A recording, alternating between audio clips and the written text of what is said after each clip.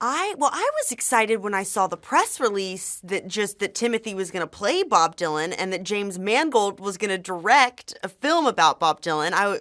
As a fan growing up, I was like, I want to see this movie. I'll be the first person to buy a ticket. But then I got another amazing surprise when Jim called me and said that there might be a part for me in the movie, which was, I don't know, in so many ways, I feel like I've been manifesting getting this part like one day because I have been a really big fan of him since 13.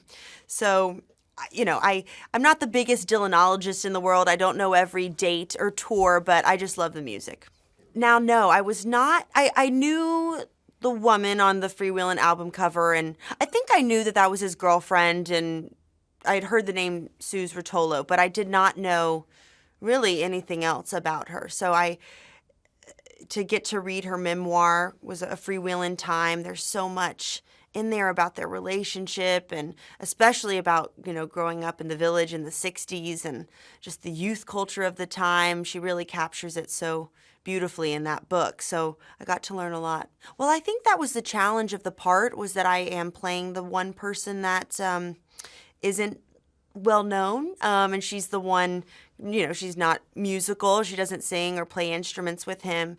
So it was making sure that I was able to kind of overcome just being the girlfriend part, because obviously, there's so much more to her and so much more to what she did and how she inspired Bob in that time. She was very politically involved. She was an activist in the 60s, and Bob wasn't so much into politics until he met her and she introduced him to that world. She was an artist in her own right. She was a painter. And you can Google, there's so many songs that he has written about Suze and that relationship. Boots of Spanish Leather, and the list is very long.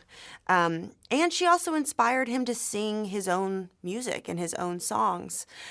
So I wanted to capture all of that, but also show her strength and autonomy and who she was, and because there is such a beautiful kind of vulnerability to her and a longing for something. I think she was there out of such a pureness of heart and love for him, and she didn't want to gain anything. She wasn't looking for fame.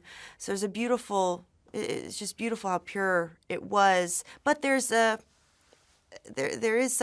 a longing because she wants him to not be a mystery, but he's always going to pick his art over any woman, as you see in the film.